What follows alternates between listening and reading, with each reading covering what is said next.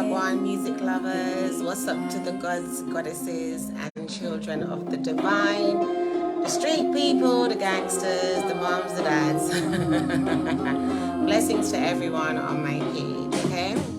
They used to say to my mama. So I didn't really announce over a long period of time that I was going to be coming live, but I do want to say thanks for anyone who jumps on while I'm here, because I intentionally didn't give a time, because sometimes when I say what time I'm coming live, it is too overwhelming. What's up, Shan? Woo! So sometimes if I say, okay, I'll be live at 10, it's like, why did you give a time? So what I'm going to be doing is just coming live when the time is right for me, you know, and hoping that it will work out for everyone else. So if you're new here, thank you for being here. My name is Linnea, okay? I'm a musician, I'm a creator, and some of you may not know because you may have just joined this page recently, but I have worked as a wellness professional for the past 9 years, in addition to being a performance artist. And one of the areas that I've worked in is in yoga and wellness, meditation. I also am an astrologer, and I use like an ancient system of astrology. But for the past year and a half, I've been focused on my creativity, my music, my documentaries. And I think for the people who have just joined me, they don't really know, so what's your history? Well, who are you? Do you get what I'm? Who are you? What do you want from us? Why does it look like my camera's getting so dark? Let me know if I'm getting too dark. Blessings, Ellie Mac. And shout out to everyone who's tuning in. I just want to make sure you can hear me, you can see me, and that we can vibe together. Oh shit, sorry. Excuse my language. I could tell that someone was calling me. I was like, no, not right now. So yeah, that's kind of like a brief introduction. I am going to be coming more often. I have just been sharing music, my music, the music of people that I really enjoy, and it's been a great experience. And as you know, the last time that I came live, I was sharing the news about my EP, Goddess in Transit Volume 1. And I want to say thank you to everyone who's downloaded it, because it is a free download for now, okay? So for a limited time, if you go to the link below at linneaofficial.com, you can download my 8-track EP and you can enjoy it. It is a body of work that has taken me over a journey, you know, lifelong journey, I should say. And this conversation is actually going to explain, well, why Goddess in Transit? Why not Empress Transit? You see me? Wagwan radio, wagwan yasa. What's good? Ahamadu, how are you and where are you? And please let me know where you guys are, okay? So I'm presently in London, UK. I'm usually either in Kingston, Jamaica, or I'm in London, okay? And I'm here to talk about primarily I Love My Room. So I just want to check. I think the name of the live is Why and When. And I really wanted to call this live Why Bother? Like, why bother? Why am I coming with this I Love My Room? Why have I been doing this? Shout out to Wisconsin. I love that word, you know, Wisconsin. What's up, Jill? Shout out to Lisa in Miami. So we got a lot of people stateside, which is great. It's just such a pleasure. And if it's your first time connecting with me, thank you for being here, because I'm in East London too. Whoop, whoop. Shout out to the East London fam. Wow, Belgium. I want him. Oh, Belgium, as in Belgium, Europe. I've never seen it spelled like that. Blessings to the Belgium family. Doppie, DeWitt. Greets from the Netherlands. Shout out to the Netherlands family. St. Louis or St. Louis. If I don't pronounce the name of where you are, please just feel free to reach out and correct me. I'm doing my best. And it's a global party, isn't it? Global gathering online. So let me turn this down so I can just go straight into it, because I always say when I come live that I don't want to be here for hours and hours, and I always tend to be here for at least an hour. And I considered what I was going to say, because I didn't want to come and just say cute sounding stuff. You know what I mean? This is a real thing. Blessings, Mickey. Mickey says, love watching your children. Perfect time for me to clarify. My daughter is not the girl and the children who have been playing the guitar. I am a fan. Okay, so they're a group called Biko's Mana and Umfundo. You can find them on YouTube. You can find them on Facebook. I am simply a fan. I went onto TikTok one day and I saw them playing the guitar and, you know, singing, vibes in, and I loved it, and so I share it, basically. But everyone keeps thinking, oh, it's your children. I don't have young children. Blessings. Oh, you're in Mali. Big up to the Mali fam. Big up to the African fam. Okay, everywhere in Africa that you might be, special shout out to the African fam. Thanks for joining us. So yeah, so the children, I was even thinking, do they look like me? I wasn't sure, you know. I was like, maybe they actually look like you. Maybe that's why everyone's saying that. But I am a fan. You're a fan. You know, the last video that I put on this page, that's me. So you will start to get used to, that's Linnea. And by the way, that's how you pronounce my name, because I know that most of you who haven't met me, you might be calling me Linnea. Growing up in Jamaica, I had so many versions of my name. So people call me Lenia. Most of Jamaica called me Lenia growing up. Lenia, Lena. I went to a school, the whole school called me Lena. Lanaya, Liana, Lenore, Lanier. You get what I'm saying? But my name is Linnea, and it rhymes with the prayer if you're into praying. Okay? So, yeah, this one is for, even though I'm talking about I love my womb, this is a conversation for men and women, and it is important that we have it for men and women, because women mother boys and men father girls, and men and women come together to procreate. So why wouldn't we have the conversation together? So why I love my womb? So 9 years ago in 2014, I was living in London at the time, and I went traveling. I went to Jamaica to spend some time with my parents and my family, etc. And when I was there, I received like an inspiration. I was just sitting down one day and this big idea just came, and it was like, you're gonna do I Love My Womb. It's a new annual event. It happens for International Women's Month. And this is what you're going to teach, and this is what you're going to say. And what the workshop consisted of was, because I am a Smaitawi, like Egyptian yoga teacher, so it was like some gentle goddess yoga, you know, some gentle meditations, some room to heart conversations, that's internal. And it was just a blend of different healing tools to tune into self and to honor self. And just in case, because some of you have been asking me, it's not a sisterhood, meaning sisterhood does happen as a result of I Love My Womb, but oftentimes we have gatherings that are focused on women loving each other, and the sisterhood and the sisterhood. You understand? But I Love My Womb is a womanhood. So primarily it's about you getting into alignment with loving yourself as a woman. And in order for you to love others or to be a good sister, you know, you have to learn how to love yourself. And if you already love yourself, which most people do in different degrees, this is a chance to renew that relationship with yourself, to become more aware of your relationship with yourself. And as a default, as a byproduct of that, you connect with other women. But it's not a kumbaya, we are the women moment. And I'll explain why in a little while. It's really about women coming together to connect with their selves. Do you get what I'm saying? To collectively connect with their own selves, their own womanhood.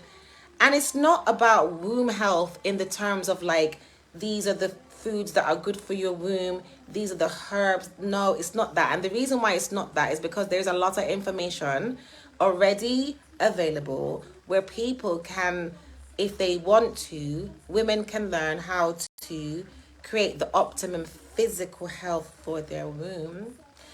The I Love My Womb motto or name is literally symbolic, like the womb represents the center of the woman's womanhood. But as you know, often women have their wombs removed for various reasons. And even if the womb is removed, it doesn't take away that significance. So the spiritual counterpart of the womb will still be there, you know, and it's like the center of our womanhood. So a lot of women are afraid of all female activities because of their experiences. So as much as we want to say, you know, it's International Women's Month, that means women are always supporting, empowering, protecting each other. This is actually not true. Women are more likely to support men. Okay, so oftentimes people in their personal individual lives, women, they can feel like, hey, I don't really want to get into too much, you know, woman solidarity, when my experience, not the book, not the gram, you know, not YouTube, my experience has taught me that y'all are really backing your men, for those who are into men, right? And I understand that. And that's the reason why this kind of a connection with self is important. It's about healing your relationship. It's about revering your relationship with yourself. It's about accepting whatever you've experienced. So if you've experienced a lack of solidarity from women, it's about acknowledging that, embracing that, and keeping it moving so you can, you know, continue to grow and to not let the past issues that you may have experienced become a little prison, you know. Sorry, I feel like I'm rambling a bit. Shani says, love this, no kumbaya. No kumbaya. And there's a no kumbaya. And it's not to say it's not a cordial, it's a very beautiful gathering. But it's not, like I noticed on the promo, I've said, you know, it's a gathering for all women, right? But the more I thought about it, I was like, hold on a minute. I don't know if I Love My Room is a gathering for all women. I Love My Room is actually a gathering for certain kinds of women. And women of integrity comes right up on the list, the top of the list. It's not for fly or fashionable or non-fashionable or trending or non-trending. That's neither here nor there. It's actually for a certain kind of a woman who thinks. It's for the woman who feels. It's for the woman who thinks. It's usually the women that tend to come, they are critical thinkers. They make decisions for themselves. They don't just go along with the norm, or if they have been doing that, they're at a stage now where they're realizing, hey, I need to evolve, you know, from womanhood to empress to goddess, as Janine would say. So it's not a peer pressure project to say, come, let's do this. We are the world with women that you don't know, that you may not trust. We're doing it collectively, but it's a personal, sacred journey that you take into yourself. Do you get what I'm saying? And we use the tools of meditation and yoga and sound healing to facilitate that. And for the past 8 years, since I received the inspiration, and I will go back and read the comments, right? So since I received the inspiration, I remember I left Jamaica in like January 2015, and then the March 2015, that's when I started I Love My Room, and we've done it every year. Technically it's 8 years, but because it's annual, this will be the 9th annual event, but it's happened over an 8-year span, if you get what I'm saying. And so we started in London and Manchester in the UK. And because I'm back and forth, we've had it where it's happening in London and happening in Kingston, Jamaica at the same time, or happening in London, happening Negril, Negril was like, Negril was the best one because it was, by the beach. And this is what we've been doing. And I have a lot of pictures. I feel like I've been a bit lazy. I've got a lot of feedback videos from all of the women who have come. But, I came here today to say why. So the why is, one, I was ancestrally inspired to create it. I didn't understand. I just literally just, boom, this is the idea. This is what you're doing. And I trusted it and I went ahead, and it has been quite the journey. It's been 8 years, 9 annual events of, on a personal level, like me having a deeper understanding. I actually became unwell during those years, and I was told that it was my womb, funnily enough, and the doctor was trying to teeth up my womb, trying to take out my womb, and I was just like, I love my womb. We're not doing that. And years later, I found out my health issues at the time had nothing at all to do with my womb health. And so I was able to put my foot down and hold on to a precious part of my anatomy. All of the anatomy is precious. It's not because this is a gender aspect, but I was able to do that. And I have had so many experiences year after year from practitioners, the women who have attended, some women who have come who haven't been able to have babies. Maybe the energy, maybe the focus, the next year they're pregnant. It's been a beautiful journey. We have a few I love my womb babies, okay? But let's go to the why, because I think the why is more controversial. And I was thinking about this before I came. And I thought, oh God, are you going to say this on your music page? And I felt a little uncomfortable, to be honest, because I was thinking, boy, But we just have to use the platforms we have to share, okay? So I grew up in Jamaica, right? And since I was a child, I was very aware there was a duality to being feminine, female, girl, woman. One side of it is the women seemed attractive and they were able to adorn. So whether it's the earrings or the makeup and the hair, they were attractive to men. The women were attractive to each other. We admired each other for our beauty and our feminine energies, But the other side of the culture growing up in Jamaica is there's a very deep hate for women. Because, in my opinion, because of Christianity. So because Jamaica is a very heavily Christian country and we're all taught very, very young that Eve from the Bible story in Genesis, right?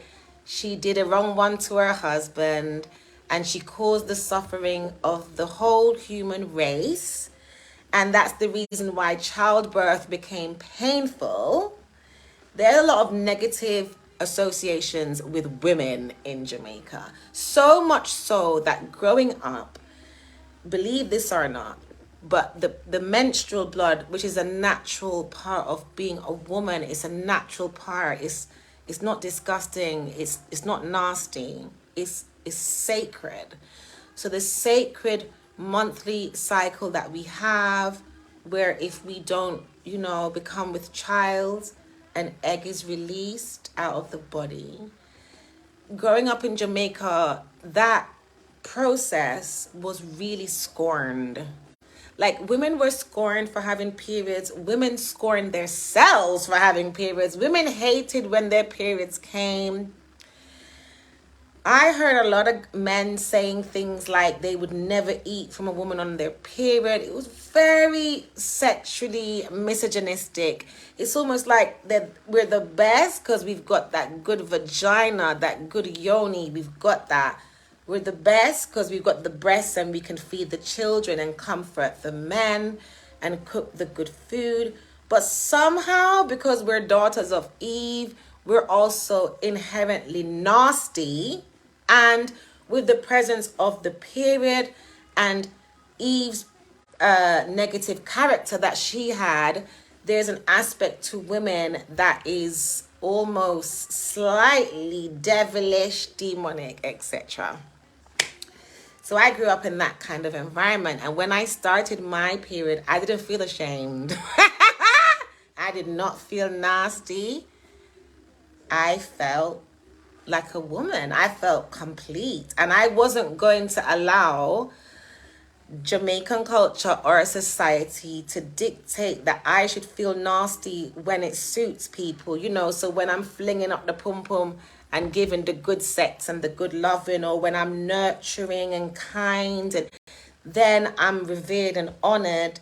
But when my biological clock says it's time to release that egg, you know, now I'm nasty. And then the other thing growing up in Jamaica that really sat with me is when I was like 9 years old. That's the first time, and this is a serious thing I'm going to say, right? When I was 9, it was the first time I remember a girl being found. Because this happens a lot in Jamaica, everywhere, but in Jamaica there's a lot of it. And I know that this conversation is going to be controversial because I'm always posting Jamaica, Jamaica, Jamaica. But if you get to know me, you'll see I've got 2 platforms. And on the other platform, I'm addressing the more controversial and serious aspects of our culture, because I don't think it's right to just, you know, just focus on all the great things and then ignore the problems. Like, that doesn't compute for me.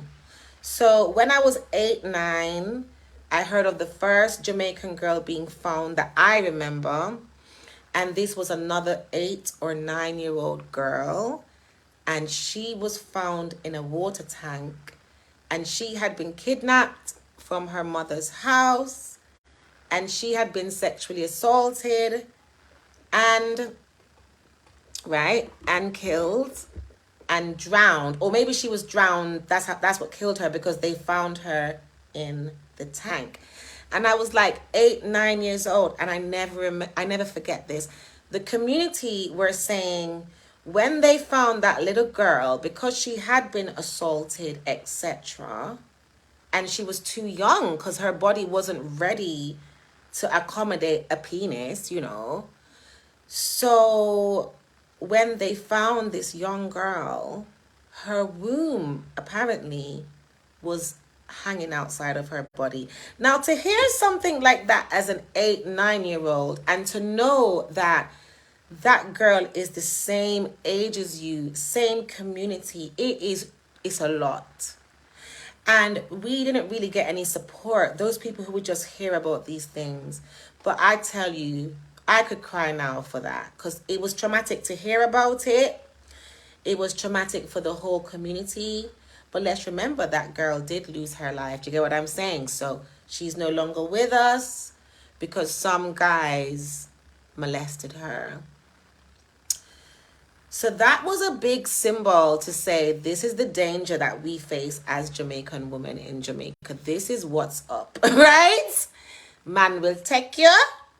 They will assault you. And if you're lucky, you can go home. If you're lucky. So I was aware of this vulnerability towards myself and my womb, my vagina, as an 8-year-old. And not only that, I saw a lot of perverse behavior, because it is a part of Jamaican culture, unfortunately. We're not just the land of wood and water, jerk chicken and fry fish and bami. We have a vast culture, and parts of it are primitive. And part of the culture of Jamaica is for old men, grown men, to make inappropriate sexual advances towards women and children, girl children, sorry.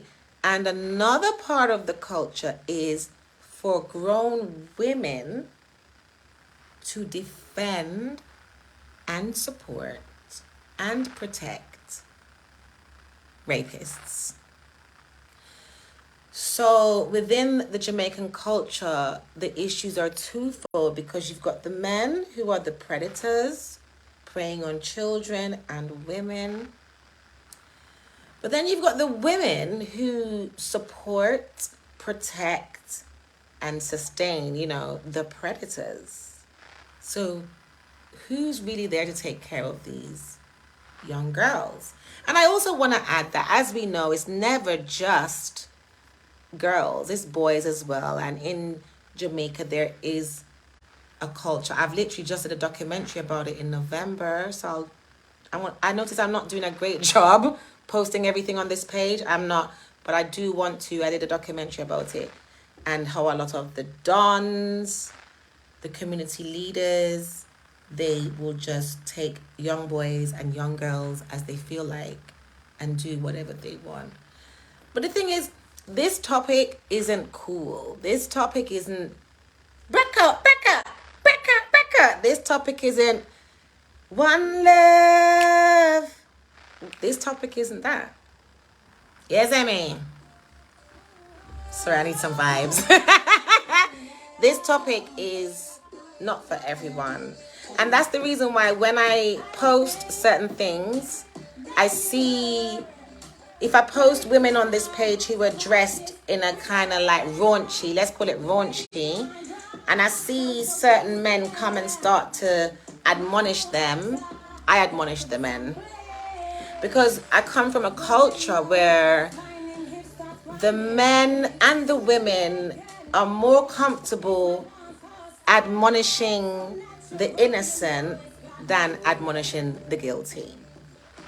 And as much as, you get what I'm saying? Let's think about that. I come from a culture where the women and the men are more comfortable admonishing the innocent than admonishing the guilty.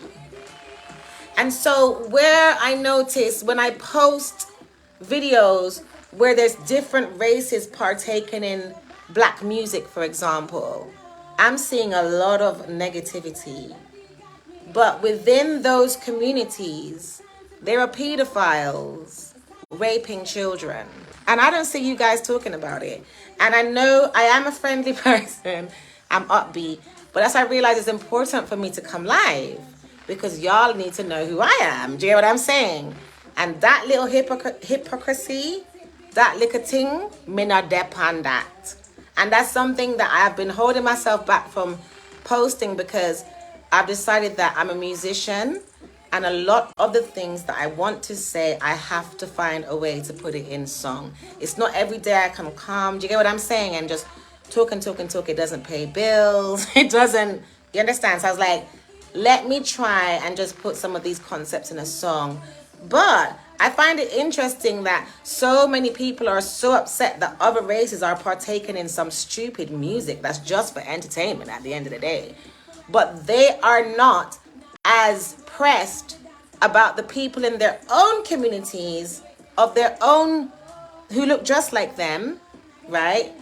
Who are molesting children, who are assaulting men and women, who are creating trauma for generations and generations to come. And who I am as an artist and as a woman, fun can't eclipse justice. Fun can't eclipse morality. Do you get what I'm saying? And just so you know, okay, so Helene says, how can I connect with you about your film? I'm on the selection committee for a documentary film festival. So if you head over to Afrobelly, you can connect with me. Let me answer. There's a link below, LineaOfficial.com.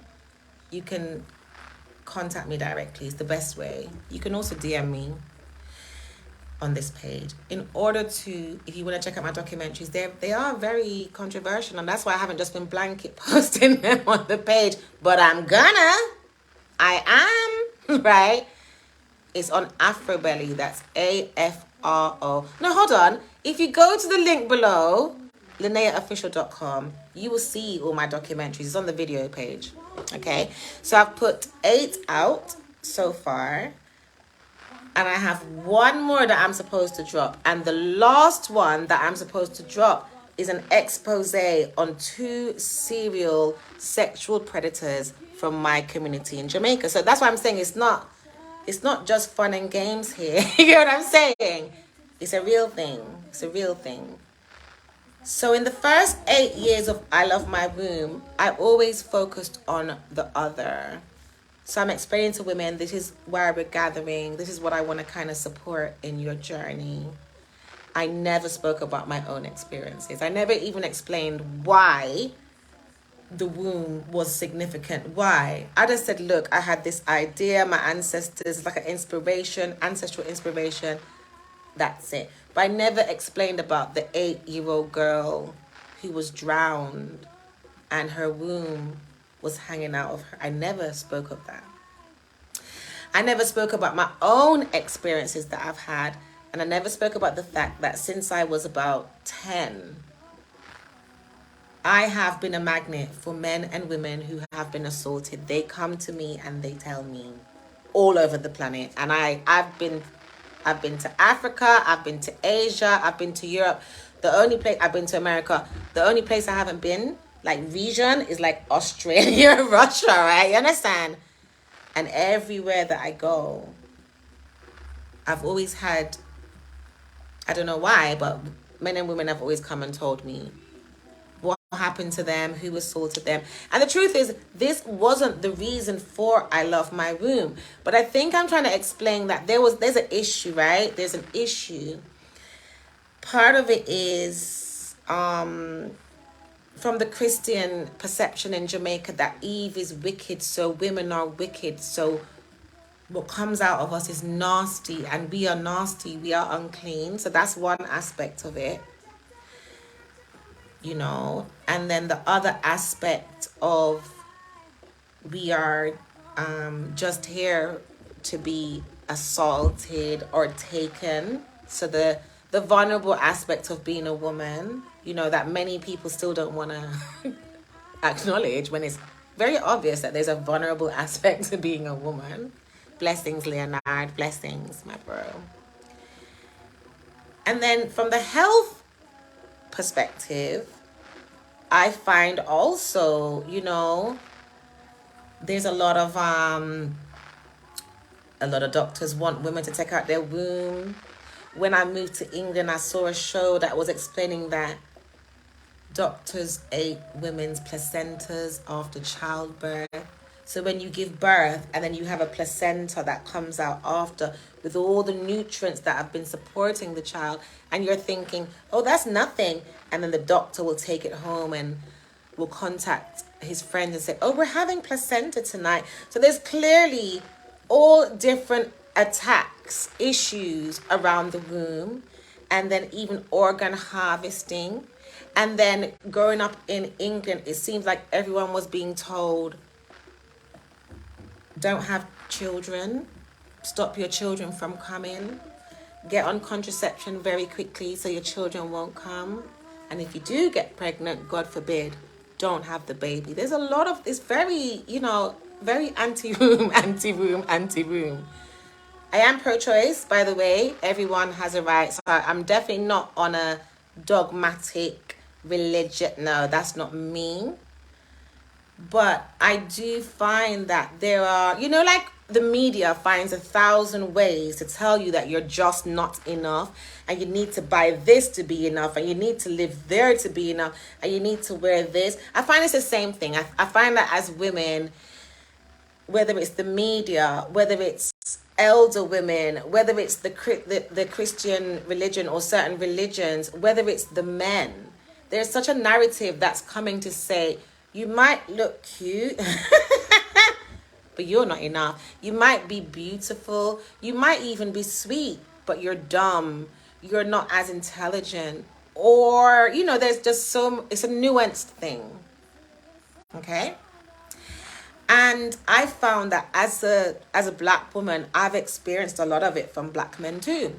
So there's not really a safe place to say, this is where I can definitely go and not be attacked for my womanhood, not be degraded for my womanhood, not be assaulted. There's necessary. Basically, I am the safe place.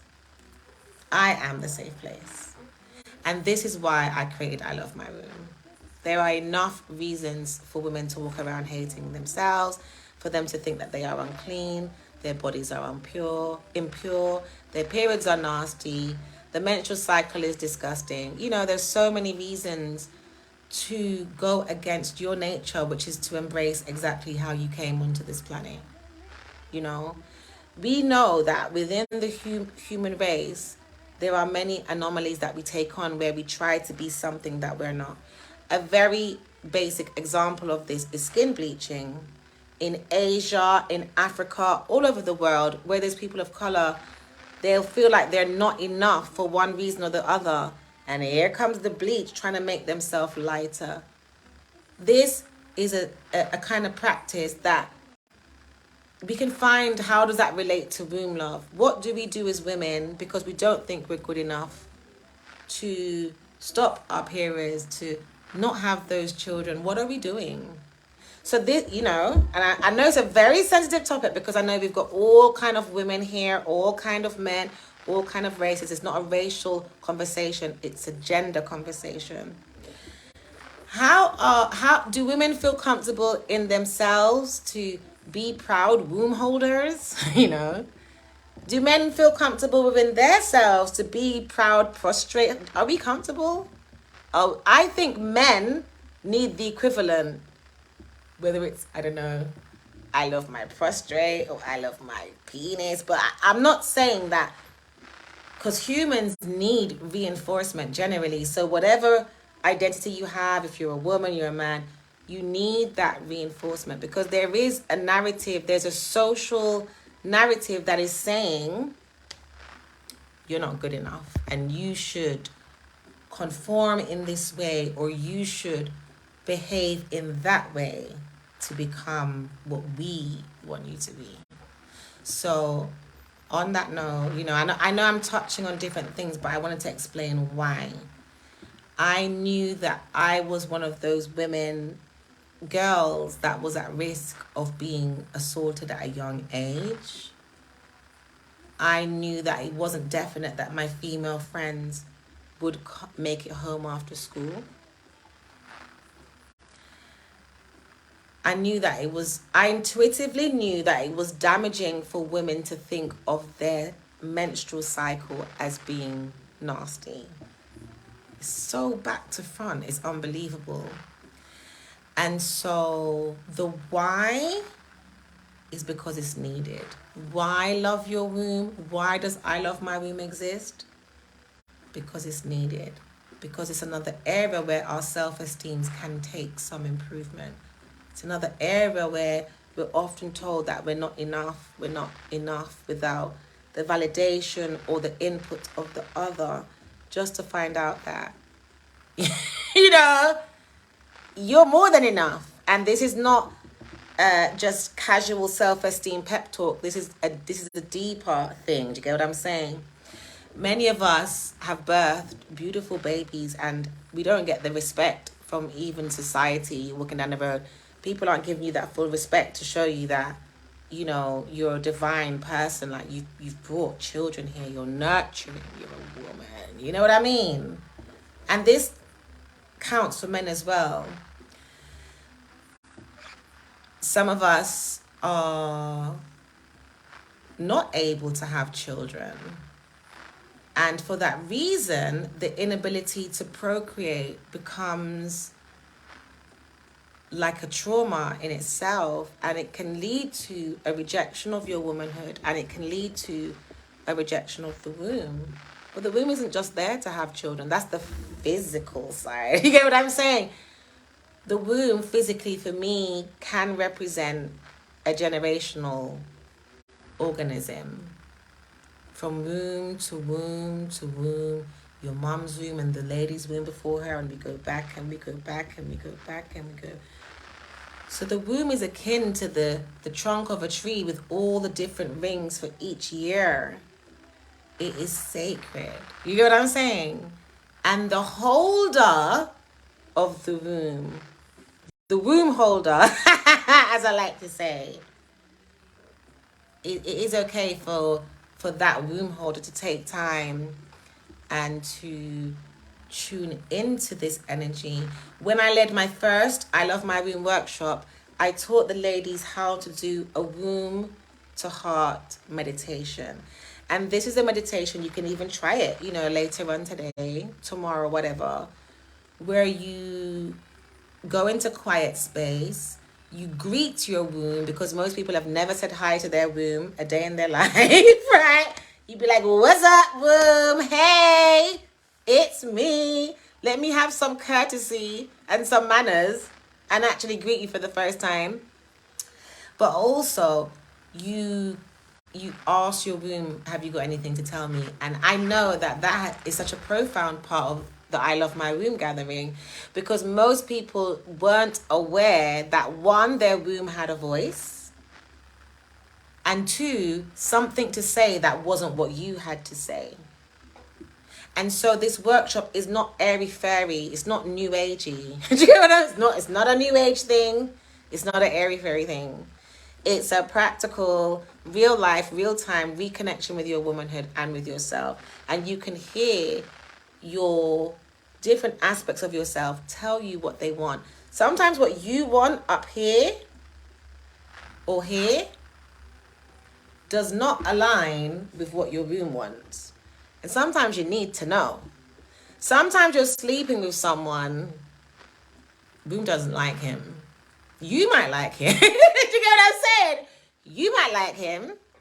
Your mind might think, oh yeah. And your womb is like, get him out of me now. Now. I'm going to have a yeast infection just to make sure you don't. Just to make sure you don't go back there. And I don't think that the love of the womb is something that women need to do on their own. I think men can do it with them. I think in connection, in relationships, we can love on each other and on the sacred, the precious parts of each other, because we're not at war. You understand? Like, I want my man to feel nourished and supported in his manhood as much as I would like to feel supported and nourished in my womanhood. So it's definitely not this thing of, oh, because there's some issues here, we're at war and we're fighting. That's so 1990. That's so 20th century. It's the 21st century, where communication and understanding facilitates healing and evolution. And imagine the impact that could have on the new sets of children coming in. Because all right, I grew up hearing Rasta men. I grew up in a Rasta community. I grew up hearing, it was like split in the middle. So half of the men would say, I respect women, and when my mother raised me, or my mother nourished me a lot, etc. And then the other half would say, I respect women, but she's not cooking for me or my child when she's on her period. And at 8, I was very offended. I used to think that doesn't even make sense, because I'm sure when a woman first gives birth, she might have a few weeks of having some kind of a release of fluids from her body. You get what I'm saying? And she's breastfeeding her child at that time. And the amount of mothers I know, when it was period time, they didn't stop looking after their children or their men. So for the man to come up now in the future and say, well, you know what? Me read one book, no one that book say. You're nasty. I'm sorry. I need to stop the music, because I feel like I'm flowing, vibing, all of it. The man goes, I read this book about you, and boy, I love putting my things in there 3 weeks out of the month, but you said that little last week, you're nasty. I used to find that like, wow, This is mind blowing. You know, this is crazy. And it is crazy. And I'm not going to make any apologies for it. I understand a lot of people on the page may have those views because I know that there's lots of different cultural heads on the page, and full respect, but not, I can't respect that. That is the same kind of energy that leads to the mistreatment of women. It's so damaging. So there's that.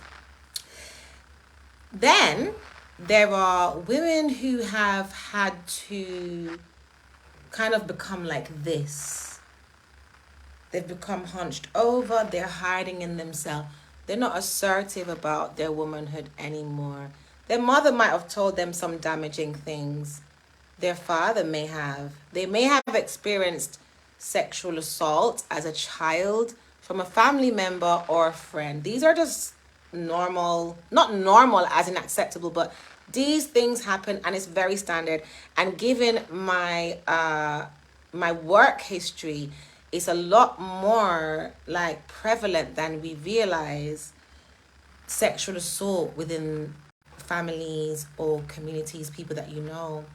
I don't know what the stats are, but I would say based on my own experience, you get what I'm saying? Like what I've heard, what I've seen, I would feel like it's 9 out of 10 women that have experienced some kind of assault. That's a lot.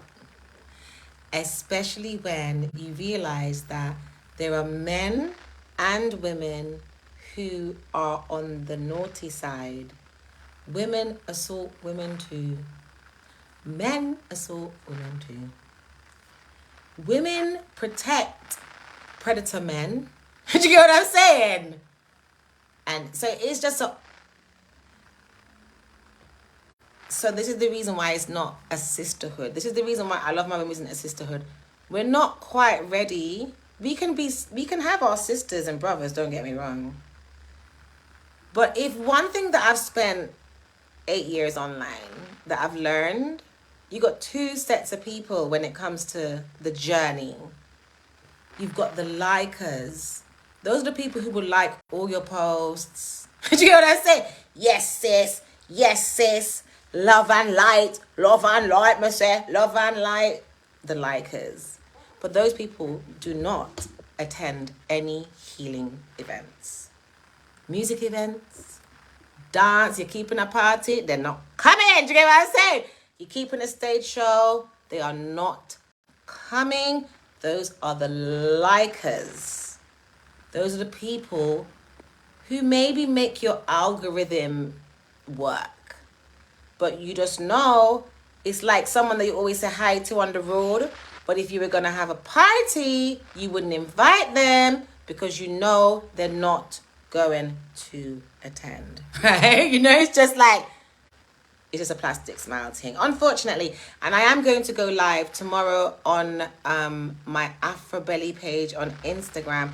And I did want to explain this as well, because for years, I have people who like my content, who think that because they've liked my content for so many years, that I owe them long conversations in the DMs. Long, like they want to talk and I'm like, bruh, I got 5 on it. You need to take this off the liking thing and come into the real spaces where real things happen. So whether it's events, whether it's shows, whether it's gatherings, do you understand? So you have a certain amount of people who come off the internet, basically, and they turn up. What they don't want to do is to turn up and to deal with any animosity from someone to the left or to the right. So the good thing that I love about I Love My Room is I tend to attract a certain kind of woman. We have a variety of women, but it's not usually the kind of woman who is necessarily even coming to I Love My Room to... She might not want to talk. She might not want to say everything that's going on, and that's absolutely fine. It's not a speakeasy.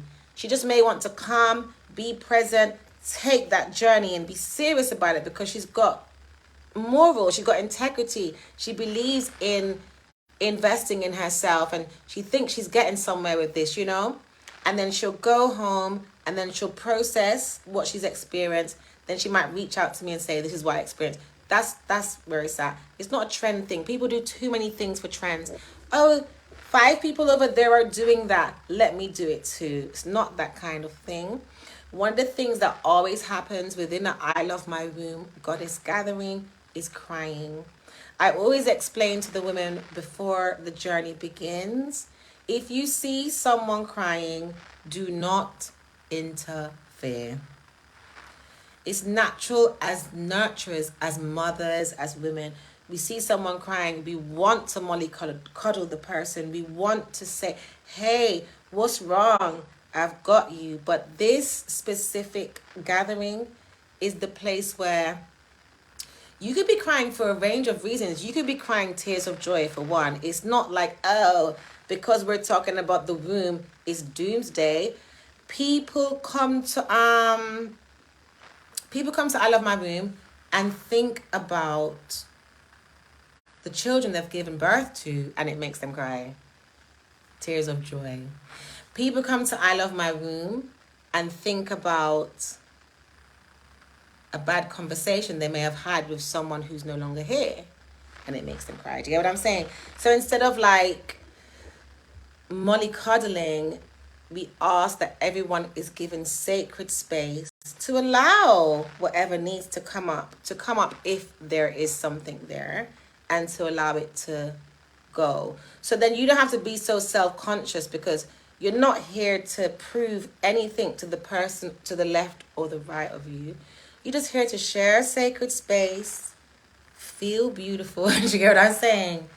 Take some practical steps to do some beautiful meditations. Enjoy the movement, because movement, the reason why I've always worked with the movement part of it is because movement and tension go hand in hand. So when you start to articulate your body and you move, the tension can come out. Immediately you start to feel clearer. Sometimes you have some insights that will come up. You start to do some gentle movement. You gain some clarity. You're like, right, I know what's been bugging me lately. So that's why the movement. So this is our 9th year, as I said. And I wasn't really sure about this year's one. And the reason why I wasn't so sure is because I didn't know if I wanted to repeat. Do you understand? And then I sat with it. It's different every year. We have a different theme. We do different things. But for me, as the curator, it's like, oh God, I want to feel inspired. Everything I'm doing, I want to feel like it's something new, you know? And so that's when I realized usually I have so much focus on wellness, but the past year the focus has been on my music and my documentaries, and I decided to bring aspects of my music and my poetry into I Love My Womb. And that's when I felt like, right, we've got here. We needed to get here. We needed to get to this place. You get what I'm saying? Where I can have this merging of what can seem like two sides of me to others, which I know is not two sides of me. Yeah. It's the creative aspect and the healing aspect, but it's art, it's healing art, it's creative art. So for this I Love My Womb, we are going to be doing the meditations, we are going to be doing the visualizations, sound healing, gentle yoga, etc. But I'm also going to be weaving my music and poetry into the body of the gathering. And so it's more of a creative, yeah, not just, well, no, it's a creative journey inwards. And it's going to be very enchanted, and it's going to be a one-off. So if you experience it this year, that's it. Like, we'll never do the same thing again. Now, I Love My Womb is never the same thing, but I think because there's certain things we always repeat. We always do yoga. We always do meditation. You get what I'm saying? So there's certain aspects that are familiar. But this year, I really wanted to bring those both worlds together, okay? Because I'm only doing I Love My Womb because I really believe in it. Otherwise, I'll just focus on my artistry, yeah? And my hope is that this will be inspiring to the women who attend. My hope is that the women who attend, you can attend in person or online, that there will be some renewal, some alignment. I'm not assuming that the women coming are not aligned. So that's why I speak of renewal and regeneration. Because again, there's always this narrative, you're not good enough, something's wrong with you, you know, and it's so boring, basically. So let me see. So now I'm happy to take some questions. This is only the first conversation. I am going to come and have just more conversations about everything. So conversations about my music. The next time I come live, I'm going to be talking about Goddess in Transit, my EP. And I did ask for some questions. I did receive them. I think I want better quality questions. So if you have, like, you know, some good questions for the Q&A, quality questions. I'm not going to answer what's your favorite makeup brand. I don't have the bandwidth for questions like that. Yeah, unless the makeup store is going to give me some kind of a deal. That's not where I'm flowing. So the next time I come live, it will be the Q&A. You can send the questions via the DM or via the website. And right now, I'm going to go through the comments, okay, and read what you guys have said. And if you have any questions, if you have any suggestions or anything you'd like to point out, this is the time to do it, because I will see it and I will come back to you. Frederick says shocking, seriously shocking. Nelon McCoy, great, only girls. Oh, you have 4 of them. You're so blessed. 4 girls. Wow. Jaja, you're a blessed man. Can you imagine that? You're Jamaican grown up in America. No, I'm not actually. I'm not grown up in no kind of Jamaica. No, sorry, no America. I mean, no America to me thing. No. But thanks. Thanks for the feedback. So I'm seeing like different people agreeing with me about I know I've said a lot. So I'm seeing, excuse me. I see Helen. How can she connect with me about my film? What's up, Onslaught Toya? You know, Onslaught Toya, I always wonder if you are Hurricane Toya from Instagram. I'm like, how them have them Onslaught, Hurricane? That's why it made me feel like it might be the same. You're here for speaking of the truth, Ashe. Thank you. So I don't see too many questions. That's where our Tantian stays. Our powerhouse and energy container. That's in reference to the womb.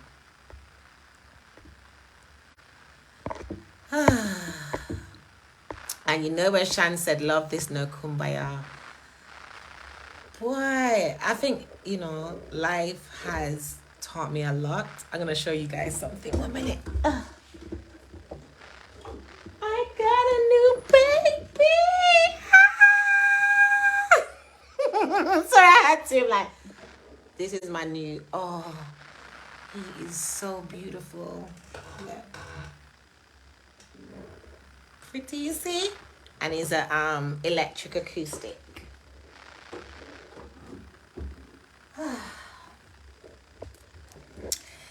Yeah, when women or men don't like embrace themselves and work through their insecurities and work through their issues, they can become problematic for other men and women around them. And so I always encourage safety when it comes to people, whether they're going to entertainment or something wellness, because in my experience, when I started I Love My Womb, I was just a musician. And it's like I went into the wellness world by doing it. And a lot of the people in the wellness world who I thought were going to be interested or supportive, they were mean.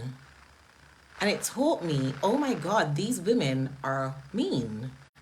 These women, yeah, seriously, like women that most, all elders to me, every last one of them, apart from like one, and they were in the wellness world for some time. And I think they were saying, no, well, you're a musician and we're comfortable with that, but we're not comfortable with you becoming a yoga teacher and this and that.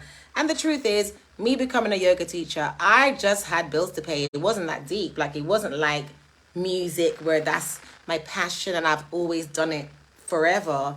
It was like a job that I liked. But I realized, wow, women.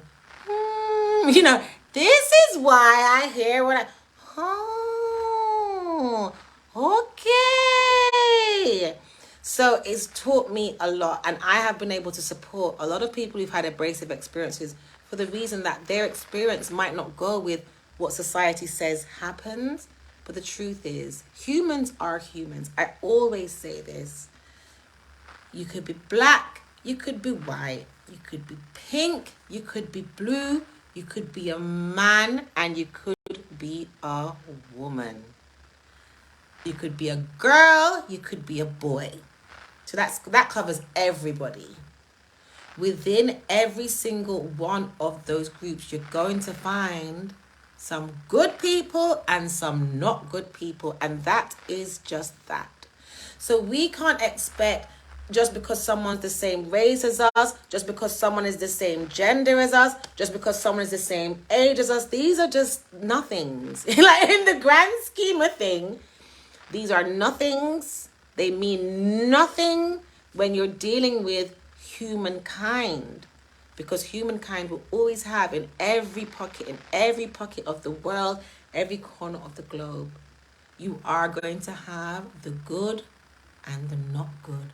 And they do not come. It's not easy. It's not like the good are going to be the men and the not good are going to be the women. That would be so easy. Or the good are going to be the blacks. The not good are going to be the whites, or vice versa. That would be so easy, right? So it's not about getting caught up in your identity per se, but being on the side of what is right. And so if you have any abrasive experiences with someone of your own gender or someone of your own race, and you're kind of like thrown out by it, just know that was to show you the truth, right? The truth, which is as part of the human race is full of goodness and corruption, and there's nothing anyone can do to change it. We came into the planet, that's what we saw, and when we leave the planet, that is what we will see. And when you become clear of that, you can become confident to veer out and to do things, because you don't have to be afraid of this person or that person or whatever. You just need to know, excuse me, shit happens. Basically, you just need to know, let me be discerning. Let me pay attention to my environment. Let me pay attention to what people say. Let me stop buying into appearances and thinking because you know how dangerous that is? Do you know how dangerous that is? Because this person looks like this, or this person sounds like that. That's how we put our children at risk, and we don't want to do that, do we? Okay. Frederick says, even though I am a male, it's very interesting to hear your point of view on these topics. Very interesting and inspiring. Great work. Thank you. I appreciate that a lot, Frederick. Because I think it's because it's true. I think it's because it's human. I think what I'm saying, that's why I said, let the men listen to. I am not interested. Obviously, I Love My Womb is for women because it's for women. But I'm not really interested in conversations that we can't all participate in, because we're all human and we all have these experiences, and I'm sure that one person can help the other. So coming back to the guy that says that I'm American, I don't know what that is. I noticed that when it comes to Jamaica, if someone isn't speaking in patois, they think they sound American. It happens all the time. But actually, I'm Jamaican British. So I think that my accent is very strongly British. But usually when I speak Jamaican, right, I would normally speak in patois. That's our language. Patois wasn't a language when I was a child. They used to say it was a dialect, but at some point, the government did, change the categorization. So, like when you hear reggae or even folk song like this. Go down a Manuel Road, galang boy, figure broke crack stone, galang. Go down a Manuel Road, galang boy, figure broke crack stone, galang. Broke them one by one, galang boy. You get me? So that's patois. Where I do, where I go, So it's broken English with African languages like Tree and Fanti and Yoruba. Okay. So I always find that once I'm not doing patois or you're right, mate, like a straight up British accent, which is just how it's coming out because of it's not just because of my heritage, it's where I've lived and it's just natural. People always say American. I'm like, yo, come on. Some of us don't really have that. Obviously, most of us grew up seeing a lot of American media. But I don't think people in America realize that in the UK, there is a distinct heritage that's really not very American. Like, it's not American at all. It's like British and Caribbean, or for some people, British and African. There's such a heritage in the UK that has nothing really to do with America.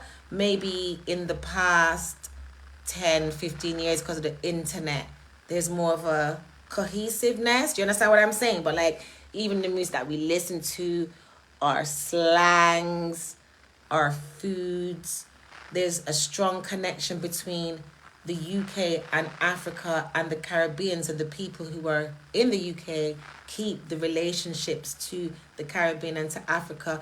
And I don't really see America like that because they don't have that, that extended part of their history. So sometimes I'll be here talking and one of my American friends will reach out and say, what was that word? You just used this word. And I will be shocked. I'll forget. Oh my gosh, that word it's not a global word. You can't talk like that on the internet. And that will be shocking to me too because yeah, so I do try when I come live, I do because I'm aware English is not everyone's first language for one, and it doesn't need to be, So let me just be as clear as possible because it's not just about accents or dialects, it's about language, And we know ultimately kindness is a language that is the best one. Kindness and realness is like Mexican American. That makes sense because you have the Mexican, so that's strong accent, isn't it? Completely different language, but the accent component. And then you have the American, and yeah, it makes sense to me because surely you're just gonna have a set of people that may be American, but you talk to them, you just be like, yo, bro. Watch my American. Yo, bro, what's up? And then with me, it's usually when I talk to my daughter, a lot of patois. I talk a lot of patois at home. I'm in a business, come can talk and she can understand. I'm gonna feel, like, oh, did you get that? Secondly, Jamaican people. So like I have some Jamaican friends. They do it. They go to work. They have like, I guess people think it's an American sounding accent, but when they reach home now and they call me and wagwan me girl, you know what I mean? And you just whoops up in the patois, whoops. And then I remember one time I was at college, right? And I had just met these people first day and I was kind of talking like this, like it's all English, And then a car chase happened, right? And all these cars was like, voop, voop, voop. I'm going to say, what the back said? Kupanen carry? And everybody looked at me like, pardon? You weren't talking like that a while ago. And I was like, oh, yeah. I forgot to say. So now I just say it. I'm bilingual. I'm bilingual. Some days it's some days it's A. It just depends. And that's okay. You know? So I hope you've enjoyed this first conversation I have today. It's an hour. I told my daughter. I just wanted to comment. This isn't like a selling conversation. I'm not trying to sell tickets for I Love My Room. I'm trying to explain why love, why my room, who is it for, who is it not for. It's not for fake people. And I know people will try and prove that they're not fake by coming to say, I went to I Love My Room. And that means I'm not fake. But, you know, it's for genuine people who genuinely want to connect, genuinely want to connect with like-minded people, not people who are like, some people leave their houses. You know, I think it's 1 in every 200 people is a sociopath or something like that. Or, yeah, something so. So you can figure it out. Oftentimes in groups, you know, people just come for, I don't know, but that's not the kind of thing. That's not who we attract. That's not who we want to attract. This is about resonance, having a resonance with yourself, honoring your womanhood, being conscious about it. But also there's an unknown part of it, which is I would recommend that for those people who come to leave that space for the experience, meaning you don't know what your womb might communicate. You don't know what might come up for you in a meditation. You don't know what epiphany or realization you might have. And that's the beautiful part, you know. So I can't put that on the event description to say, oh, you're going to have an epiphany. But it is the ideal space for that. This year's I Love My Room will be taking place in East London in a beautiful space. So I may share the pictures or not. I tend to be quite private, meaning I'll do events and I won't share the pictures online. Because I'm like, but if you never come, why am I sharing the pictures? It's like I'm showing who was there. And sometimes in a personal gathering like that, not everyone wants to come and, you know, take that personal time for themselves and then see their most personal moments online. You know? So I would like to share the venue so you can see it because it is beautiful. But I also I don't usually advertise where the venue is. I usually wait when someone books the ticket, then I'll say this is where it is. And it's just for safety. It's just for like, hey, you know, this isn't that kind of party. So it's a private venue. It's a public wellness center, and it's ideal. And I look forward to that. So yeah, if you do have any questions around I Love My Room, please feel free to message me. And the next couple times when I come on, I'll address the questions. And if you haven't already, there's a few things I'm going to ask you to do. The most important one of them for me, please, is to head over to my website. The link is below. I've got an 8-song EP. It's called Goddess in Transit. And I'm giving it away for free for a limited time. And, you know, if you're into reggae, if you're into roots, I've got a beautiful soul song on it as well. I've got like, the last song is like a meditation song. I didn't say that before because I wanted everyone to go and download it first. But yeah, the last song on Goddess in Transit, it doesn't have words. It's just like a meditation song. And you can do yoga to it or you can meditate, you know. I don't speak Portuguese. I wish I did. When I was growing up in Jamaica, we did learn Spanish and I did know a good amount of Spanish. And then when I moved to the UK, they were like, because the UK's second language is French, so I never really got any opportunity. And I found that most of the Spanish that I knew, I don't really know so much now. I mean, there's nothing stopping me from learning because it's a good time to learn languages, you know.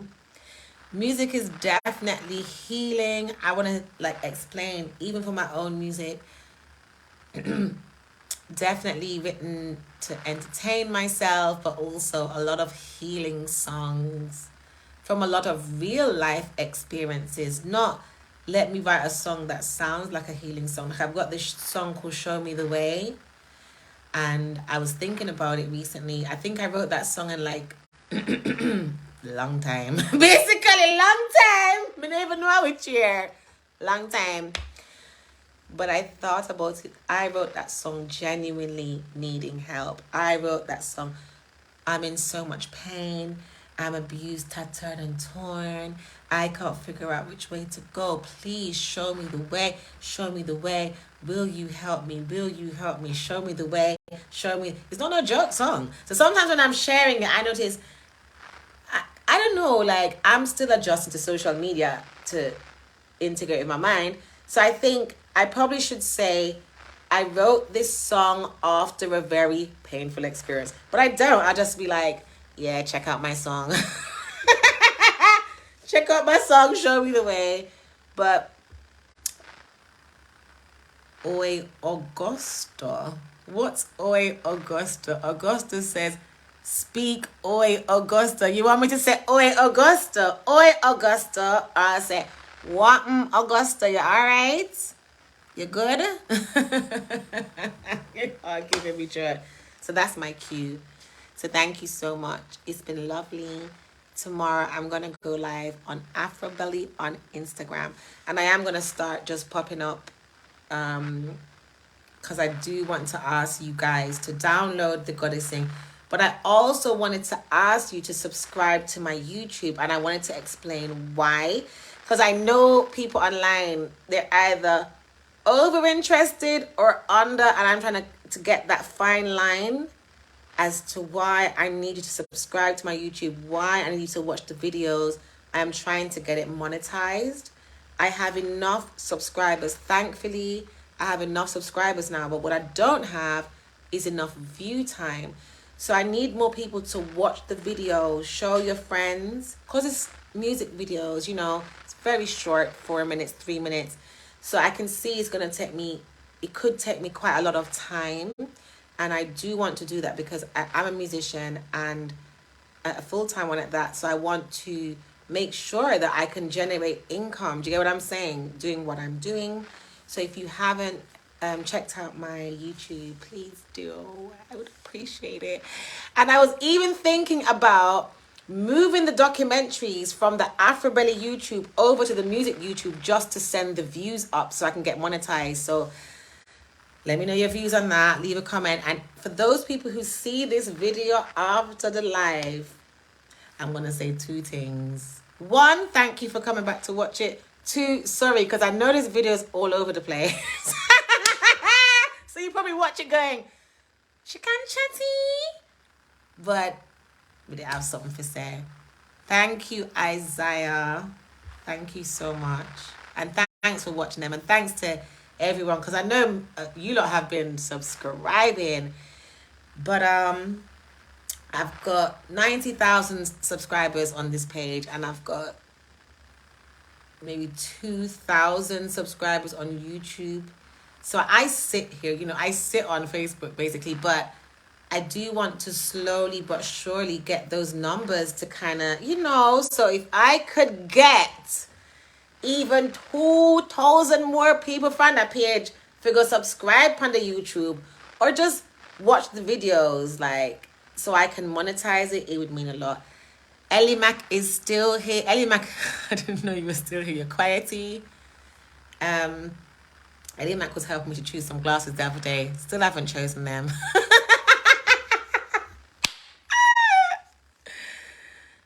Augusto Stifler. Ooh, sounds a bit celebrity-ish. Stifler. You're welcome. I'm glad that you liked it because I was like, what do you mean say oi Augusto? What's up to Gilston Valentin from Brazil? I do need to come to Brazil. That's one place I haven't been to, and one of my favorite artists, her name is Desiree. She's a reggae artist. She always seems to be going to Brazil. So I decided, right, it's on my bucket list that I'm going to go to Brazil and watch Desiree at the same time. Yeah, because today I was thinking about you. Cam, I was like, she's probably I was thinking you're thinking that I went and bought the glasses and couldn't be bothered to tell. No. I was like, yo, that was a lot of energy. Next, that's what happened. Greetings from San Andres Islands, Colombia. Ooh, greetings. Shout out to, look like we got a nice Latina community. I'm feeling that, Sherman Joseph. So in the future, I will, ask if you want to come live with me. Like, if you wanted to come on the video. I've never done it before, but why not? Thank you, Isaiah. Isaiah, so you're so pretty. Thank you. I appreciate that. Michael, hello. I'm Michael Lucky King. Please, I would love to hear your voice. Sing. So, okay. So did you download my EP? Did you download it? It's free, Anthony, I never knew you were in Australia. Are you serious? Anthony says love and greetings from Australia. One love. I don't know where I thought you were, but I didn't think you were in Australia. Unless you said that months ago and I forgot. That could have happened. Okay. Thank you so much, guys. I'm not gonna sing because I actually feel a bit tired. And when I was growing up, people used to always say like, oh, you can sing, just sing for me. And I used to find it a bit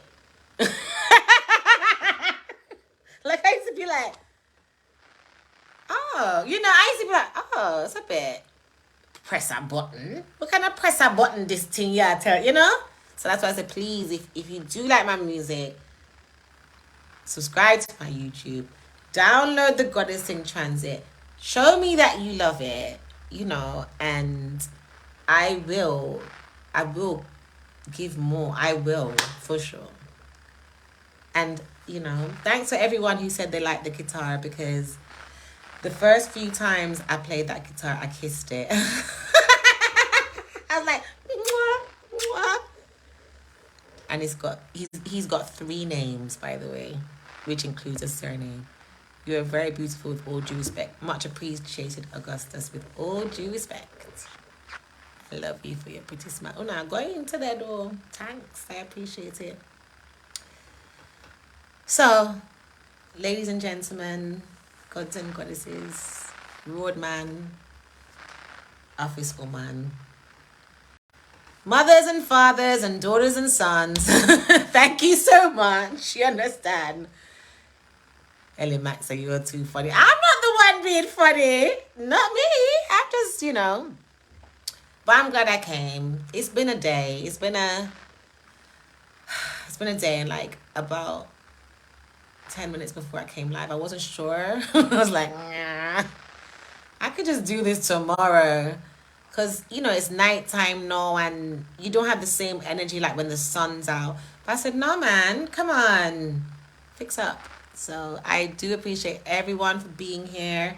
I should have said an hour ago, please love the video. Completely forgot to say that. This is what I'm saying. My mind doesn't always integrate with social media well. But please love the video. Please share the video. Let your friends see it. Send it to a woman that you know. Send it to a man that you know. And if you have any questions about I Love My Room, get in touch. I have some decisions to make. I won't be playing my guitar throughout the event like that. That would be too distracting. But I will bring great aspects of my music and my poetry, and I'm gonna mix it in with the meditation and the this and the that. And I want to say thank you so much, Ellie Mac. 2 people I saw download my EP quick when it came out, and it was Ellie Mac and Tristan. Because I do know who's downloaded it. You can't tell me you downloaded it. I'll know. I can see. I can see in the back end. So thank you so much. I'm glad you like my hair. It's time. I'm going to change my look, my style shortly.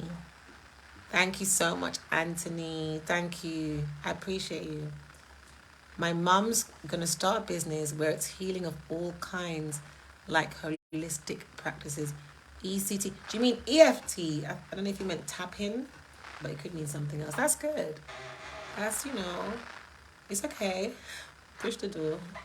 My daughter's trying to be quiet. I'm like, nah, it's okay. Let's keep healing. Let's keep loving. Keep having a good time. Keep eating well. Life isn't perfect. Some days are heavier than others. And as always, I send extra special love for those people who need it, because I know some people need it so much. And some people, they get more from the page than I realize, because they might be recovering from a health condition or grieving. And I always want to have that sensitivity to address those things. And the truth is, most people, whether they have a perfect life on paper, outward success or not, we all have things that hurt from time to time. So I do want to acknowledge that in everyone, and just say I want everyone to feel better. Take your time, take care of yourself, feel better. I haven't been doing any nails. I'm sure you're noticing, because of the guitar. You can't have nails and play guitar, so it's just gone out the window.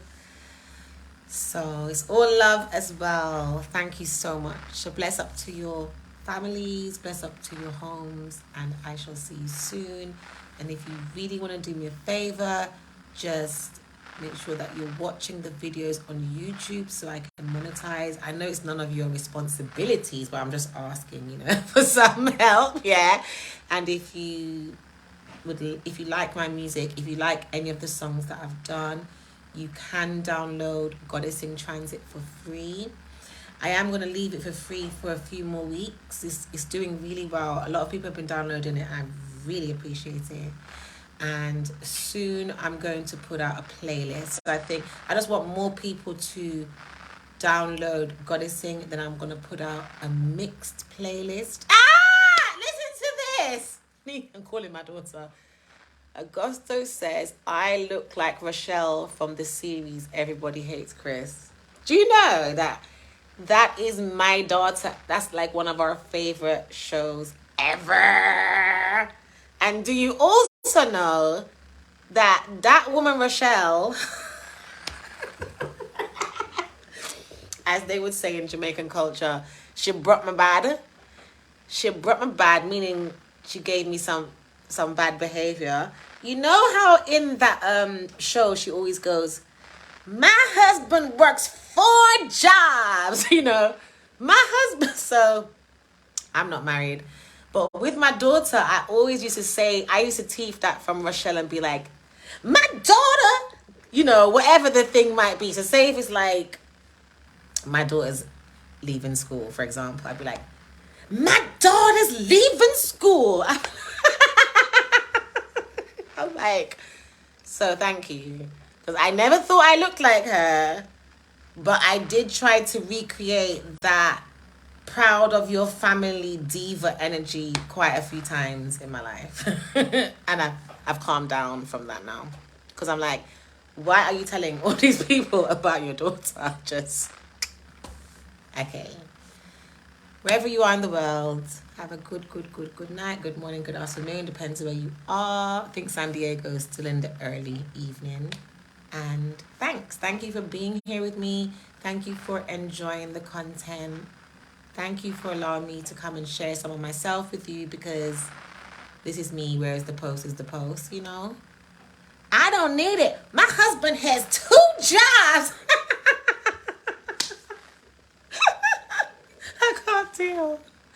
I can't deal.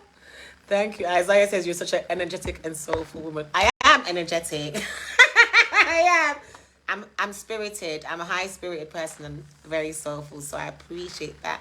And it takes one to know one. So on that note, let's save this for our next chat, because I can see, I wanted to come and play. I wasn't sure if I was going to play guitar live, because I kind of have it in my mind that it's probably best to pre-record me playing the guitar. I have a few songs I wanted to share, you know. I was like, maybe I should pre-record it and then share it. But I'm just experimenting half the time, so I probably will at some point experiment to see how does it go, you know. And yeah, so thanks a lot. Have a beautiful night. Hold on to your loved ones. Believe in yourself. Whether you're a man or a woman, you know, love that what makes you a woman. Love that what makes you a man. And don't apologize for it, you know. Just know that there are the forces that are out there that just want people to not feel secure about who they are. There are those forces that want you to always feel like you're less so they can sell you something to help you to feel better, okay? But it's not true. Enough love. Blessed.